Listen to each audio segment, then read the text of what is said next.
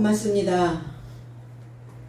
에디오피아의 내시, 내관, 이사야의 글을 다시 알고자 읽고 있었습니다.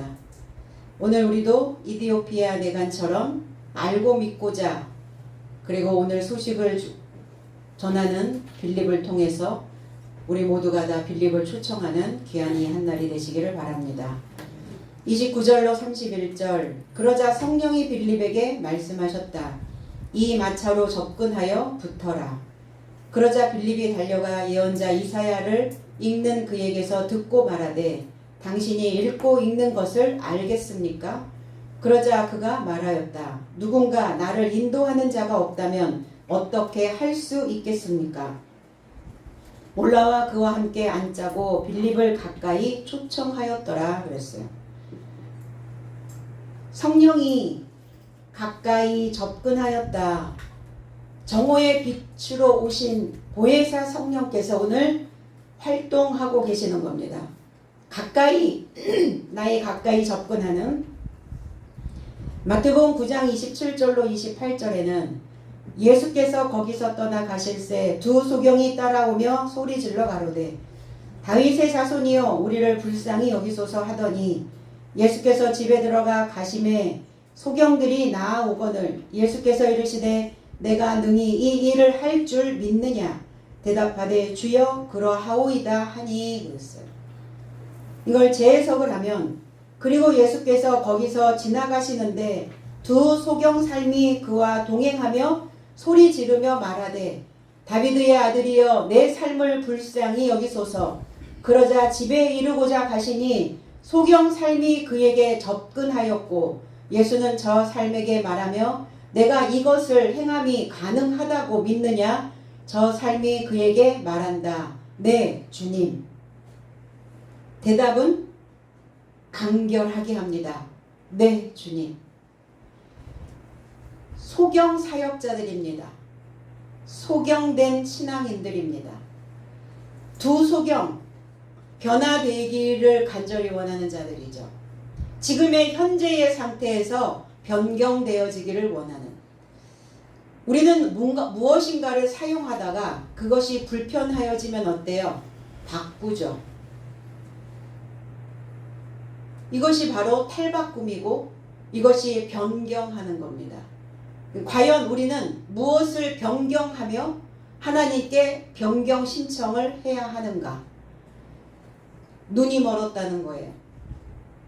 멀리 바라보지 못하고 그리고 내 속을 보지 못하고 내게 일어나는 어떤 상황 속에서 그것의 해답을 보지 못하는 소경된 자들. 결국 하나님을 보지 못하는 눈이 열리지 않고 있는 이러한 삶을 이야기하고 있는 겁니다. 내가 너의 눈 열림이 너의 눈을 열어줄 것이라고 너는 믿느냐? 이렇게 물어보셔요. 그럼 누구의 믿음에 의해서 눈이 열려진다는 것인가? 소경된 자들의 믿음이라는 겁니다. 하나님이 능력이 많으시고 하나님이 믿음이 있으시고 그래서 그 믿음으로 인하여 그들의 눈을 열어주시는 것이 아니라 나의 믿음이라는 겁니다. 소경들은 그에게 접근하여 그랬어요. 오늘 성령도 빌립에게 에디오피아의 내시의 마차로 접근하라 이렇게 말씀합니다. 그냥 나아가는 게 아니에요. 그냥 걸어서 뚜벅뚜벅 가는 것이 아니라 접근이라는 단어 속에는 무엇인가 분명한 목적을 갖고 있다는 겁니다. 내가 그에게 접근할 때는 어떠한 것을 달성하기 위하여 접근하는 겁니다. 마음이 바뀌면 우리는 어떻죠? 우리의 마음이 바뀌면 그 순간에 행동이 바뀌죠. 그러니까 우리의 행동이 바뀌기보다는 우리의 마음이 먼저 바뀌는 게 중요합니다. 그러니까 우리는 마음에 접근하셔야 돼요. 나의 마음에 접근해야 된다는 겁니다. 하나님에게로 접근하고 하나님께 접근한 자는 그 다음에 나의 중심에 나의 마음으로 접근해야 되는 겁니다. 아직은 접근이 불가능한가요? 너무나 높은 울타리를 쳐놓고 계시지는 않나요? 아니면 울퉁불퉁한, 예전에 우리 집에 도둑들이 들어오지 못하게 하려고 가시 철조망으로 이렇게 막아놓기도 하고, 빈병을 깨트려서 그 담에다가 이렇게 놓았던 시절도 있었습니다. 뭐하지 못하게, 접근하지 말라고요.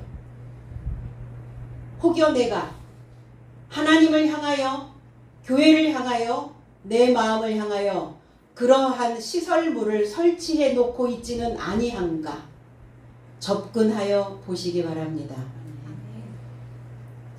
그래서 주님과 통합되면 나의 삶이 보이기 시작해요. 우리는 조망권이 있는 집을 좋아하죠. 역세권을 좋아하죠. 왜 그럴까요? 접근이 가능한가? 접근하기가 용이한가? 저 깊은 산속에 들어가 있으면 접근할 수가 없죠. 그래서 역세권을 좋아하고, 그냥 슬리퍼 신고 주상복합 어디든 다닐 수 있는 이런 슬세권을 좋아하고, 학교를 다니는 아이들은 학세권을 좋아하죠. 왜? 학교 왔다 갔다 하기 좋은. 그래서 질적인 삶이 향상되어진다는 거예요. 접근이 용이한 곳에 살고 있는 자들은. 오늘 거듭 태어남과 동시에 진심으로 자유롭기를 원하는 그 믿음이 있어야 우리의 삶이 열려지게 될 줄로 믿습니다. 가르치는 교사는 그 제자들이 교사에게, 선생에게 접근하는 학생들이 이뻐요. 뚝 떨어져 앉아가지고 거리를 두고 앉아있고 담을 치고 앉아있으면 어떻습니까? 불편하죠. 그런데 늘 접근해서 무엇인가를 원하는, 무엇인가를 요청하는, 그래서 간절히 원하는 눈빛이 보여질 때마다 주고 싶죠. 그래, 접근해야 그게 가능하다는 거예요. 하나님도 그러시지 않겠나? 그럼 우리는 하나님을 어떤 방식으로 접근해야 될까? 말씀과 근접해지는 겁니다. 근접, 접근. 부모에게 접근하는 자녀가 어때요? 부모와 접근하는, 부모 가까이 근접해 있는 자녀들이 고맙기도 하죠. 뚝 떨어져서 살아도 늘 마음으로 접근하는 자녀들이 있는가 하면, 가까이 살아도 그 마음이 접근하지 않는 자녀들이 있다는 겁니다. 그러니까 부모에게로, 하나님에게로 우리가 접근해 가려면 뭘 해야 되느냐? 눈이 열려야 된다는 거예요. 앞이 보이지 않으니까 그 거리를 좁혀가지 않는 겁니다. 어떻게 접근해야 될지 방법을 알지 못한다는 겁니다. 오늘 이 소경된 자들이 눈이 열렸으니 알아보게 될 것입니다. 이제 우리도 하나님에 대하여 눈을 떠야 되는 때가 되었습니다. 접근하여 나아가라. 그냥 나아가는 것이 아니라, 그냥 가는 것이 아니라 붙으라고요. 달라붙으라고요. 접근했으면 달라붙어야죠.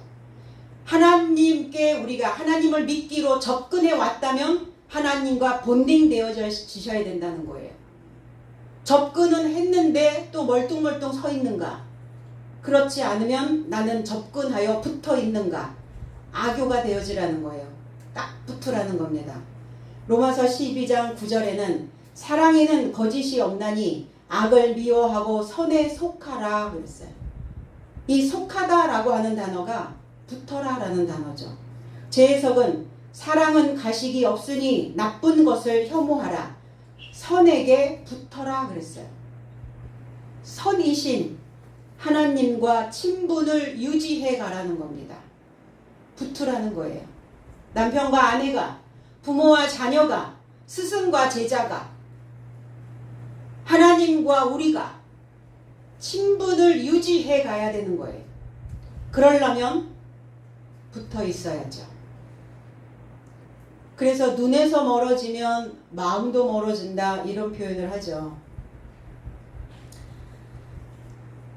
그리고 우리는 하나님과 붙으려면, 하나님과 친분을 유지하려면 어떻게 해야 하는가? 말씀의 원래 뜻, 원뜻, 원개념, 원래 있었던 사실적인 그 개념과 붙는 겁니다. 원래의 개념으로 돌아가는 거예요. 원래의 개념을 익히는 겁니다. 그게 하나님과 친분을 유지하는 비결이죠. 그리고 빌립은 내시를 향하여 달려가 그랬어요. 뭐 얼마나 먼 거리도 아닌데 왜 달려갔을까? 걸어가도 되는데. 프로스 트레코라고 하는 단어예요. 프로스, 합세하기 위해 서두르다. 프로스, 향하여, 무엇을 향하여?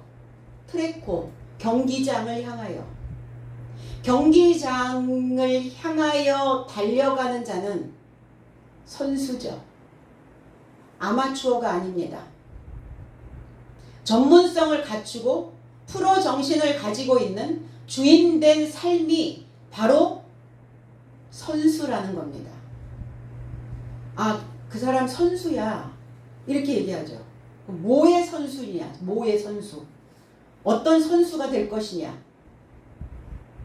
향하여 갈 수 있는, 하나님을 향하여 경기장에 있는 자. 선수로, 프로로 그의 정신을 다듬어내고 훈련하고 있는 자. 빌립은 오늘 선수로 그 경기장에 입장했다는 겁니다. 그 경기장이 어디인가? 우리의 신앙의 바탕이기도 하고, 경기를 해야 되는 대상은 바로 내시죠. 내시라고 하는 그 경기장에 들어가서 우리는 그 트랙을, 그리고 경주를 해야 한다는 겁니다. 갈라디아서 5장 7절에 너희가 다름질을 잘 하더니 누가 너희를 막아 진리를 순종하지 못하게 하더냐 그랬어요. 제 해석은 너의 삶이 다름질하더니 누가 너의 삶을 그 진리로 설득되지 못하도록 막더냐 그랬어요. 우리는 경주하는 선수들입니다. 나의 경기장 안에서, 나의 인생의 트랙에서, 나의 인생의 운동장에서 경기를 하는 선수라는 겁니다. 그럼 선수에게 주어진 일들은 승패죠. 경기에서 잘 싸운 자는, 훈련을 잘 받은 자는 그 인생의 경기장에서 승리할 것이고, 훈련하지 않은 자는, 게을렀던 자는 인생의 경기장에서 패할 것입니다. 얼마만큼의 연습이 있느냐예요. 신앙생활도 우리가 그냥 주어진 시간을 흘러가는 것이 아니라 신앙생활 안에서, 믿음생활 안에서 내가 얼마만큼 선수로 지금 뛰고 있느냐예요. 믿음을 유지하기 위해서, 신앙생활을 건강하게 하기 위해서, 하나님과 친분을 유지하기 위해서 나는 얼마만큼 연습하고 훈련하고 있는가입니다. 그거에 따라서 승패는 결정이 나겠죠.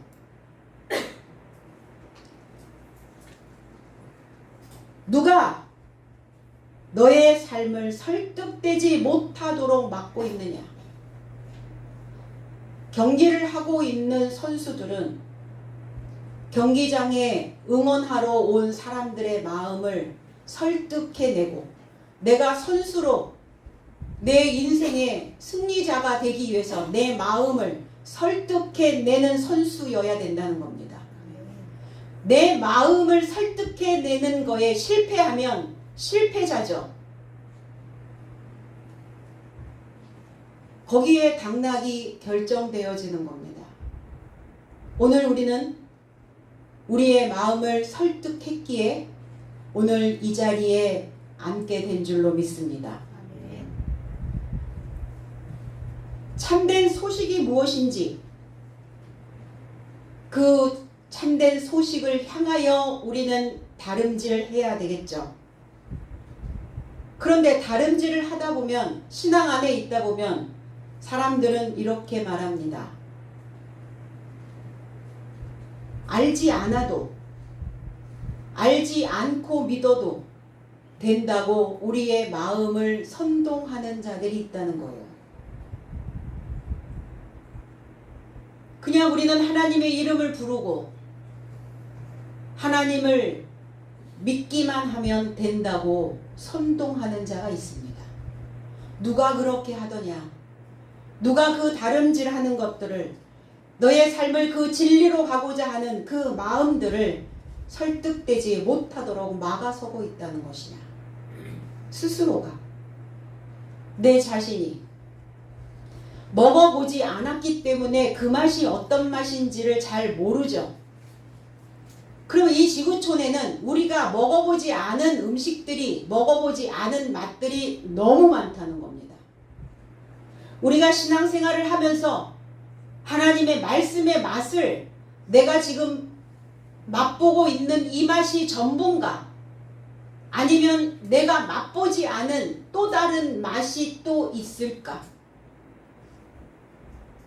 궁금해해야 되겠죠. 그 맛에 대해서.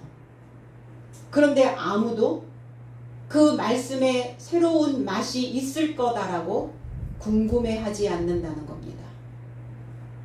그렇다면 오늘 이디오피아의 내시는 뭐하러 빌립을, 뭐하러 그 소식 전하는 자를 초청했겠습니까?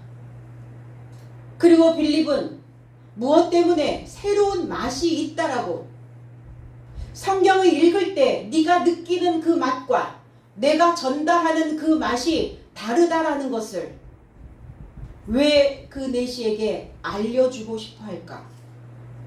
똑같은 맛이라면, 천편일률적으로 하나님을 믿는 우리 모두가 다 똑같은 맛을 경험하고 있다면, 그리고 색다른 맛을 꺼내줄 수 있는 자가 없다면 우리는 사람과의 관계를 유지할 필요가 없고 처음에 맛봤던 그 신앙의 맛으로 평생을 가지고 가도 된다는 겁니다. 그럼 여러분들이 이 시간에 이 말씀을 들을 이유도 없고 지도자를 초청할 이유도 아무것도 없다는 겁니다. 경기장 안에서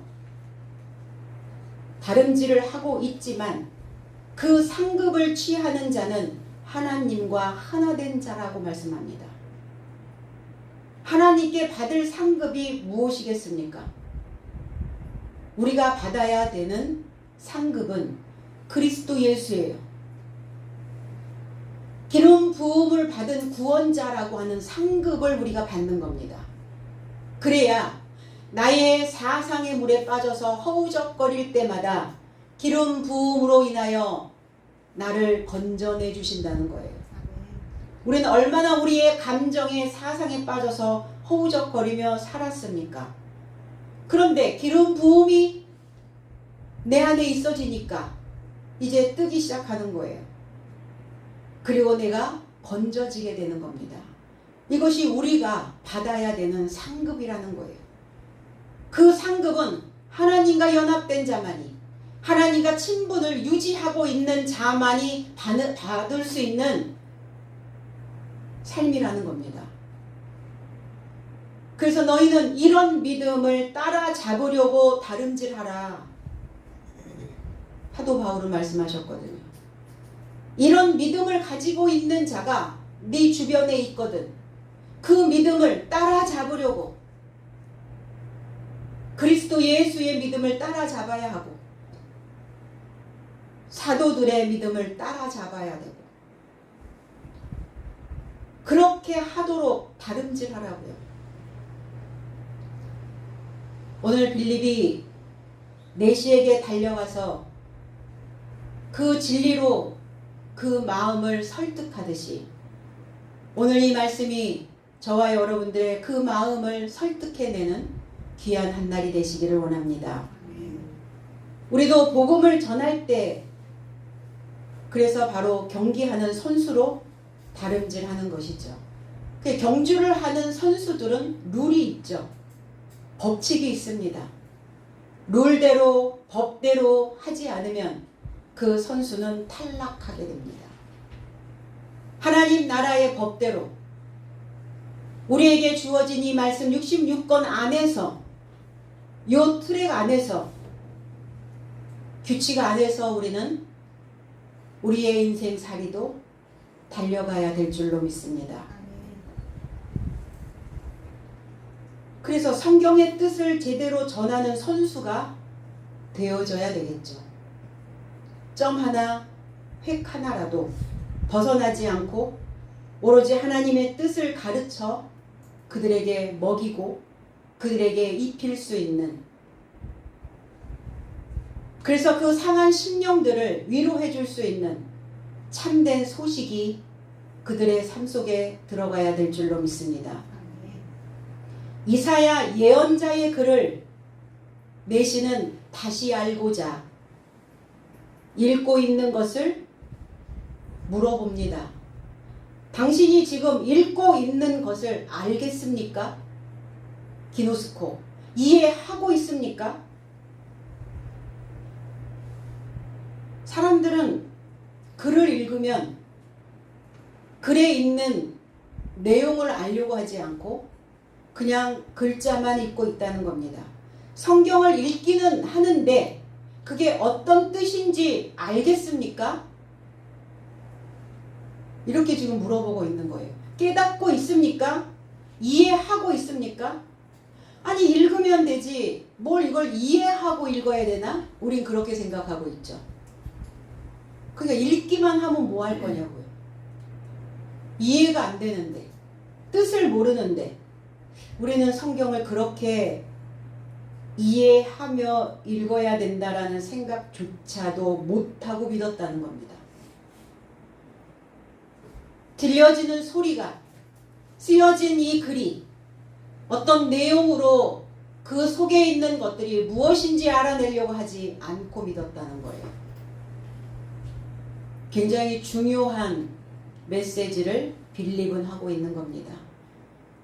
그럼 2000년 전에도 그렇게 믿어왔고 2000년 전에 그렇게 믿어왔던 그 신앙관이 계속 계승되어져서 지금까지 흘러왔다는 거예요. 글만 읽으면 되는, 글자만 암송만 하면 되나요? 백독을 했다, 천독을 하면 뭐 할 겁니까?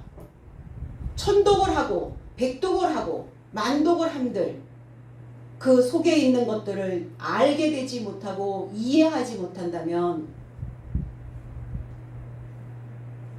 무용지물이라는 거예요. 그러니까 하나님과 친분을 유지하지 못하게 됩니다. 선수가 되지 못하는 거예요. 다 아마추어, 다 어린아이, 다 노예화, 사람의 종, 다 거기에 머물러 있는 거예요. 구약의 다섯째 날의 사상, 늘 기복적인 것, 하나님을 믿으면서 더 많은 것들을 밖에 보여지는 어떤 물질계에서에만 요구하는, 그의 중심은 하나님과 근접하여 있는지조차도 이해하지 못하고 믿고 있다라고 말하고 있는, 지금 실정이 그렇다는 거예요. 빌립이 내시가 읽는 것을 들으면서 이해가 되냐고 묻고 있는 겁니다. 성경의 뜻을 모르는데 이해되냐? 뜻을 모르는데 알 턱이 없죠. 마태복음 7장 23절에는 그때에 내가 그들에게 밝히 말하되 내가 너희를 도무지 알지 못하니 불법을 행하는 자들아 내게서 떠나가라 하시니라. 주님께서도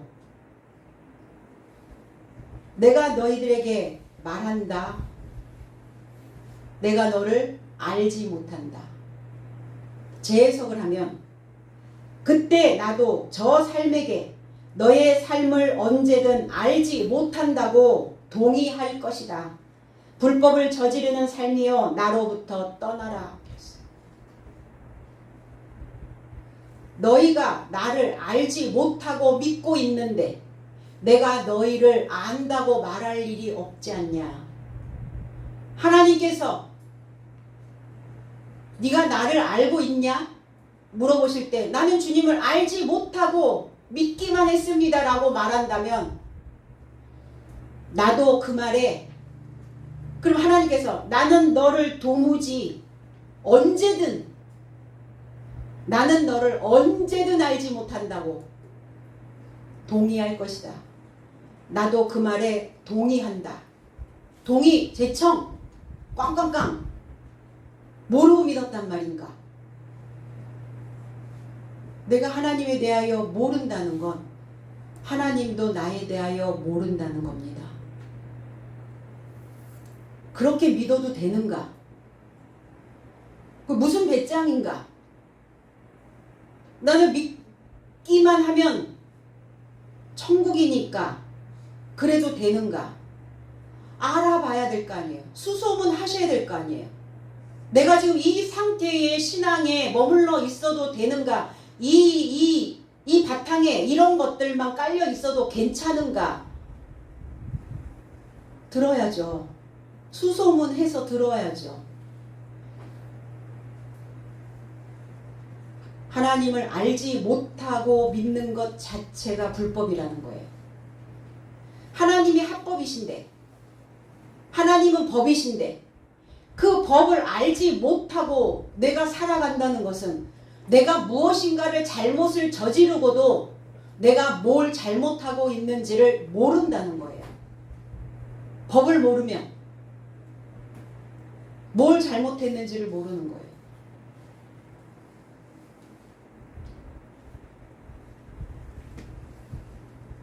그래서 하나님께서 나를 알고 계시구나 라는 것을 내가 믿으려면 내가 하나님에 대하여 알고 있다라는 그 아는 것이 그리고 이해한 것이 내 마음에 위로가 되어줄 수 있다는 겁니다.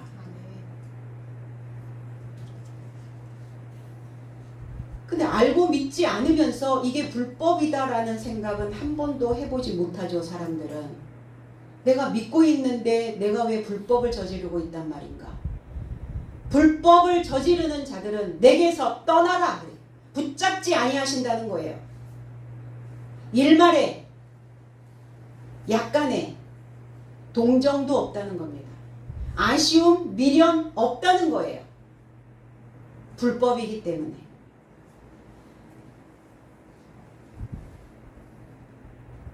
그래서 모르면 무슨 소리를 들어요? 너 구구단도 알지 못하는 이 등신 이러죠. 등신 된다고. 등신. 이 등신은 등신상이라고 하는 그 언어에서 유래가 되었어요. 우리는 등신상이죠. 서양에 있는 등신들은 8등신, 동양권에 있는 사람들은 6등신. 얼굴의 길이가 동양권에 있는 사람들은 몸의 전체에 6이 나와야 되고, 서양에 있는 사람들은 얼굴의 길이가 몸을 재면 8개가 나와야 된대요. 그래서 8등신이냐 6등신이냐 이렇게 얘기하는 거예요. 그 등신이라고요.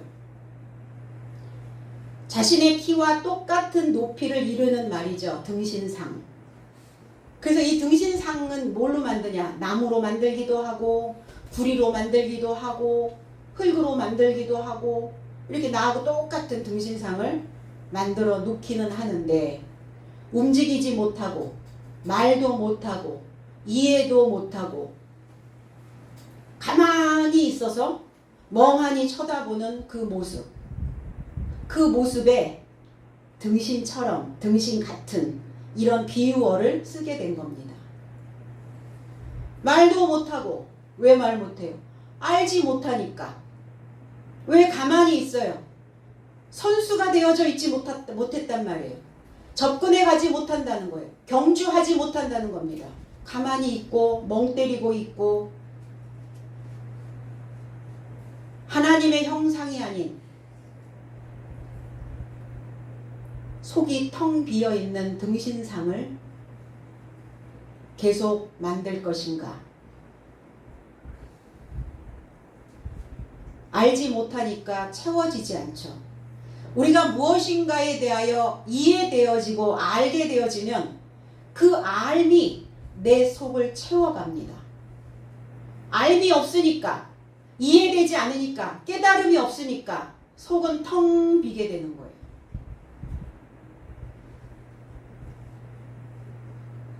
그래서 우리는 신앙 안에서 내가 지금까지 나의 등신상을 만들어냈다면 지금부터 오늘부터 내 속을 채워서 이해되어지고 깨달아진 그 말씀 한 단어라도 내 안에 넣어서 이제 하나님의 형상을 만들어 가야 된다는 것입니다. 그렇게 믿어야 된다라고, 내 속을 채워서 믿어야 된다라고 나를 설득하셔야 된다는 거예요.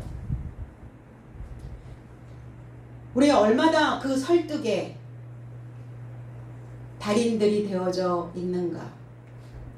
설득에 실패하면 내가 원하는 것들을 얻을 수가 없어요. 하나님의 마음도 설득해내셔야 하고 내 자신도 설득하셔야 되고 내 가족의 마음도 내 주변에 있는 사람들의 마음도 설득할 수 있는 힘을 갖고 있는지 알아야 된다는 겁니다.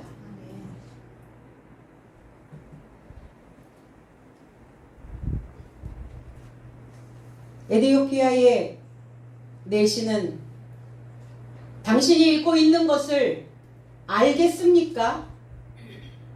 이해하고 있습니까? 라고 물었을 때 대답을 합니다. 표현을 합니다. 누군가 나를 인도하는 자. 여기서 인도, 지도하는, 지도, 인도. 이 호데게오라고 하는 단어인데 이 인도자는 어떤 자냐? 길을 보여주는 자다. 길을 가르치는 자다. 그러면 길을 알아야 길을 갈 거 아니에요. 그 길을 알아야 그 길이 어떤 길인지를 알고 갈 거 아닙니까? 나는 가만히 있으면 하나님께서 내 손을, 내 몸을 딱 잡으시고 그냥 내가 원하는 그 길에 딱 세워 놓으시나요? 아니죠. 저와 여러분들은 다 인도자입니다. 길을 가는 자. 그래서 그리스도 예수가 내가 길이요 그랬어요. 내가 진리요. 내가 살아있는 영이요. 살아있는 영으로, 살아있는 생각으로 그 참된 삶으로 가고자 한다면 나의 방법대로 살아라. 내가 그 방법이다. 내가 바로 그 길이다. 그러면 우리가 그리스도를 믿는, 하나님을 믿는 저와 여러분들이 다 길이라는 거예요. 어떤 방법으로 가고 있느냐예요. 부모는 자녀들의 길이 되주셔야 합니다.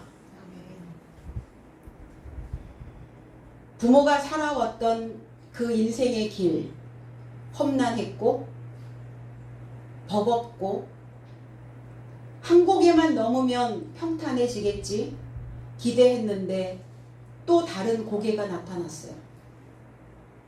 그때 나의 부모가 길이 되어서 그 방법을 알려준 자녀들은 고개가 나타나도 그 언덕들이 나타나도 굴곡진 삶이 내 앞에 턱 나를 가리고 장애물이 나타나도 부모가 길이었기 때문에 그 방법대로 갔던 겁니다. 그런데 그 부모가 길이 되어주지 못한 자녀들은 장애물이 나타날 때마다 부딪히는 거예요. 굴곡진 삶이 만들어질 때마다 주저앉아 버리는 겁니다. 어디로 가야 할지 방향을 잃어버리고 방황하게 되는 겁니다. 심리학에서는 초기 때, 어린 시절에 부모하고의 관계가 너무 중요하다고 말합니다. 그 아이가 자기의 존재감, 자기의 존중감, 그리고 나의 실체감, 나의 유능감, 이런 것들을 경험할 수 있는 시간들은 성장하는 과정 속에서 부모와의 관계가 어떻게 형성되어졌는지를 굉장히 중요한 관점으로 보고 있습니다. 그럼 어린 시절의 그 시기를 놓쳤다면 언제든 시도하셔야 해요. 그때를 놓쳐버렸기 때문에 내가 그때 그랬으면 좋았을 걸 하고 후회만 하고 있는 것이 아니라 내가 그것을 아는 순간서부터 내가 내 자녀에게 그 초기에 그 아이의 신체의 처음에 발달하는 그 과정을 내가 제대로 지지를 못해줬다면, 길을 제대로 알려주지 못했다면, 길 안내자가 되지 못하고 길을 보여주지 못했다 할지라도 그것을 깨닫는 순간서부터 다시 하셔야 된다는 거예요. 안 하고 평생 그렇게 살다 죽을 건가? 아니면 지금부터 다시 재시도를 해볼 건가? 그래서 그 길 안내를 받지 못한 자녀는 어떤 길을 가야 할지 우왕좌왕합니다.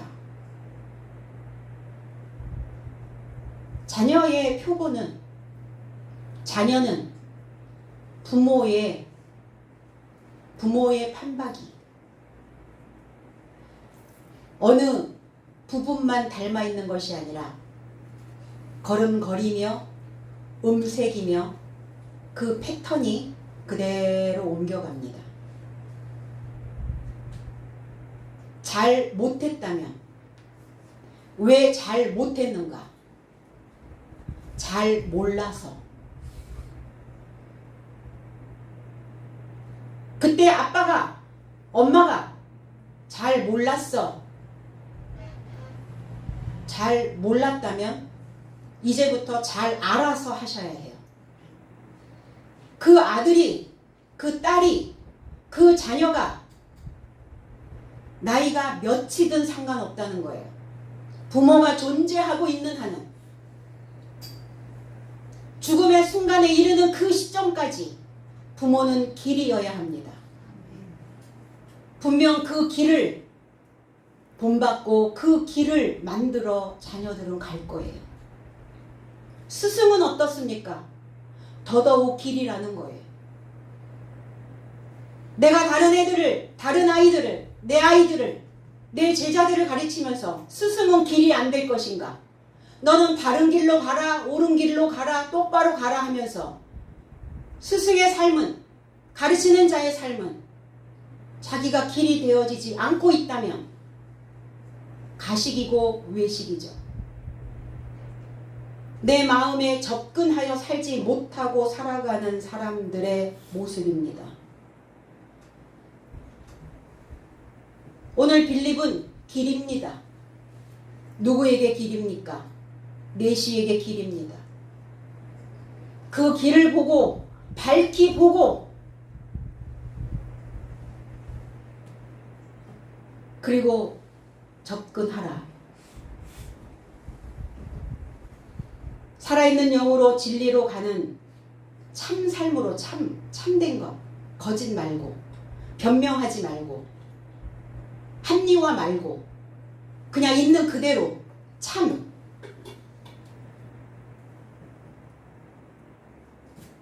길이 어디 있습니까? 책 속에 길이 있다.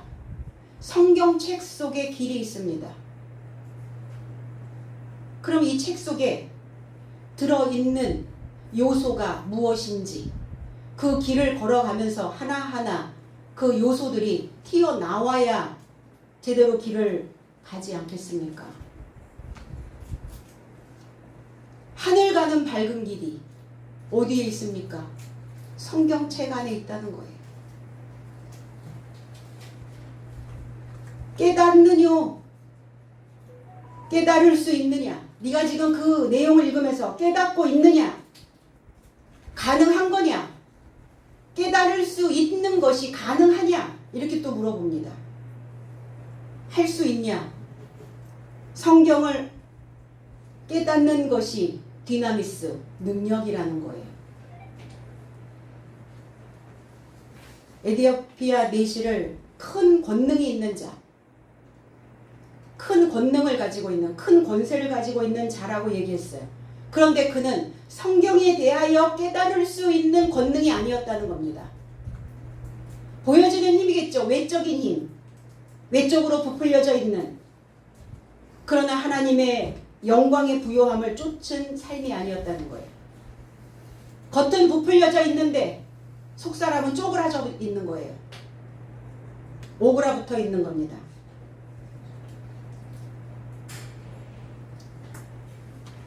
성령이 통하는 능력으로 우리가 강건해져 있어야 되는 거죠. 우리의 믿음은 겉사람은 부패 하나, 우리의 속사람은 날과 날로 새로워져야 된다는 거예요. 날과 날, 낮과 빛으로 하나님의 지혜와 지식의 부요함으로 아는 것이, 하나님의 지혜와 지식의 부요함이 날과 날이에요. 그게 낮과 빛입니다. 빌립을 청했어요. 파라칼레오, 가까이 초청하다. 보혜사 성령, 파라클레토스, 가까이 위로하다. 가까이에서 위로하다. 파라클레토스, 가까이 초청하셔야 위로받을 수 있죠. 오늘 우리는 위로받고자 이 자리에 있는 겁니다. 오늘 그 보혜사 성령을, 하나님의 말씀을, 내가 깨달은 그 이해되어진 그 말씀을 초청하시기를 바랍니다.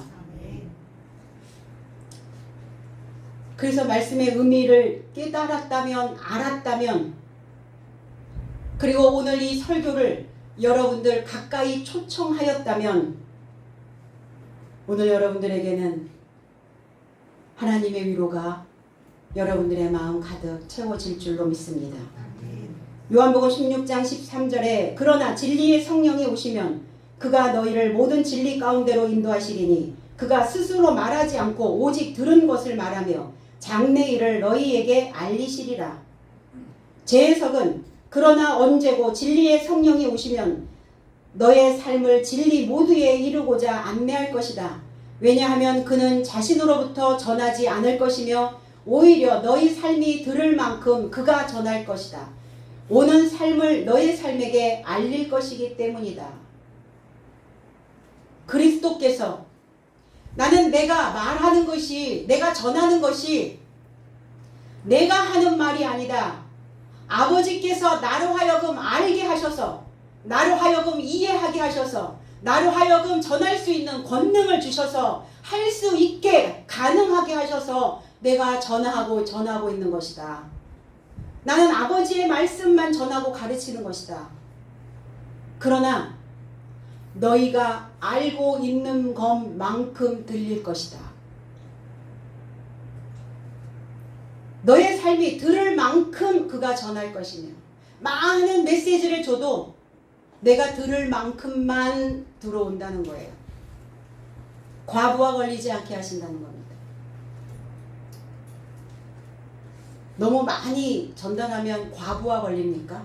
아니요. 너희가 들을 만큼 조절해서 전할 것이다. 빌립을 그 마차에 올라오라고 합니다. 올라와 앉으라. 왜 이런 단어들이 왜 이렇게 디테일하게 기록되어지고 묘사되어져 있을까? 올라오다, 아나바이노라는 단어예요. 위로 걷다. 위에서 걷는다. 위에서 걷는다. 내가 지금까지 땅에서 기어다녔는데 이제 내가 빌립을 초청하고 이해되어지고 깨달아진 말씀을 통해서 내가 이제 위에서 걷기를 원한다. 올라와. 그러죠. 그럼 우리도 다 올라오셔야죠. 네, 나의 바탕에서 오늘 올라오시기를 바랍니다. 올라온다는 것은 잘하는 거예요. 성장하는 겁니다. 키가 크는 겁니다. 올라왔다면 앉으라.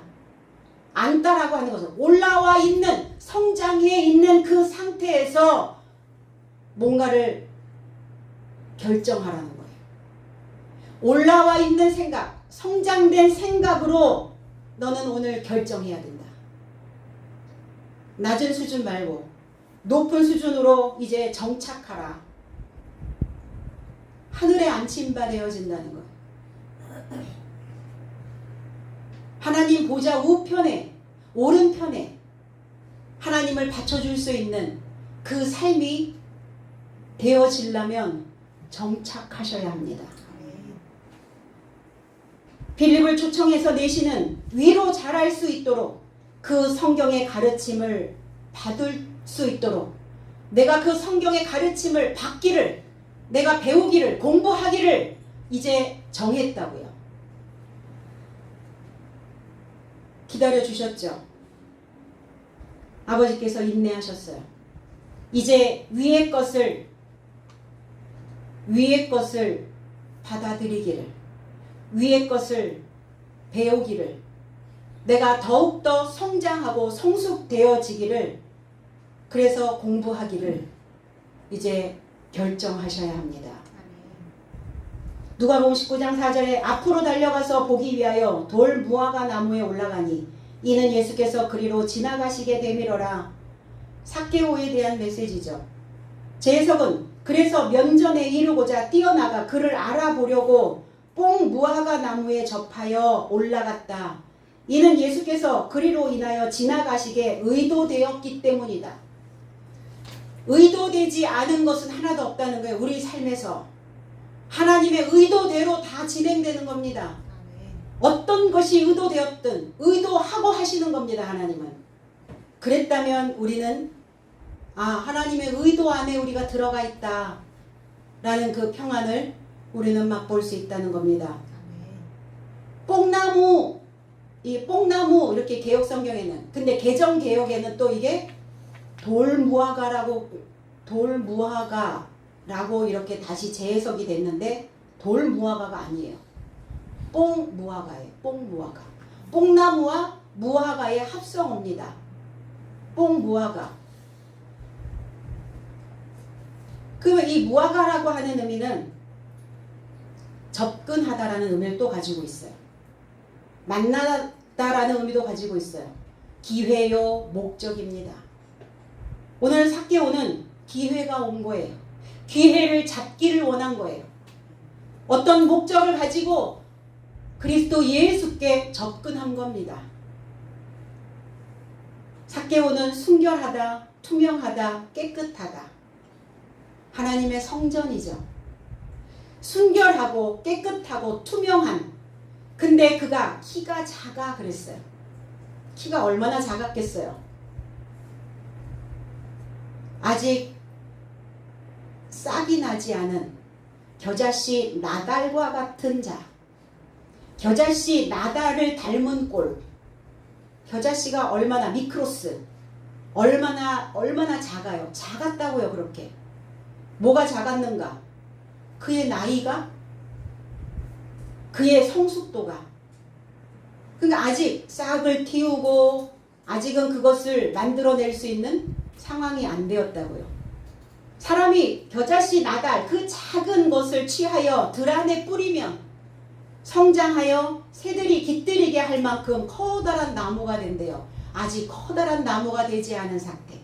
겨자씨 나달과 같은 상태를 지금 삭개오라고 이렇게 표현하고 있는 겁니다.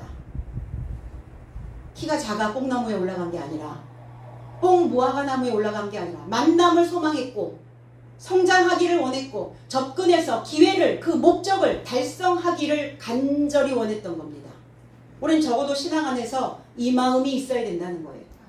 내가 믿는 목적이 무엇이냐? 하나님과 하나님께 접근해서 우리는 우리의 인생의 기회를 날마다 받아내야 될 줄로 믿습니다. 기회가 왔어요. 무슨 기회가 왔습니까? 삭개오가 될 기회. 내 속을 깨끗게 할 수 있는 겨자씨 나달만큼 그 믿음이 있다면 우리가 성전의 기둥이 되겠다고, 그리고 하나님께 성장되어져서 우리의 삶을, 우리의 믿음을 보여주는 실체가 되겠다고, 오늘 이 기회를 붙잡으시는 내 속을 투명하게 깨끗하게 우리의 이 속사람들이 회복되어지는 그 시간이 되었음을, 그 기회를 붙잡는 날이 되었음을 꼭 마음에 새기시고 그렇게 그 믿음을 보여주는 그 삶이 되어지기를 나사렛 예수 그리스도 이름 안에서 축복드립니다. 아멘. 기도하겠습니다.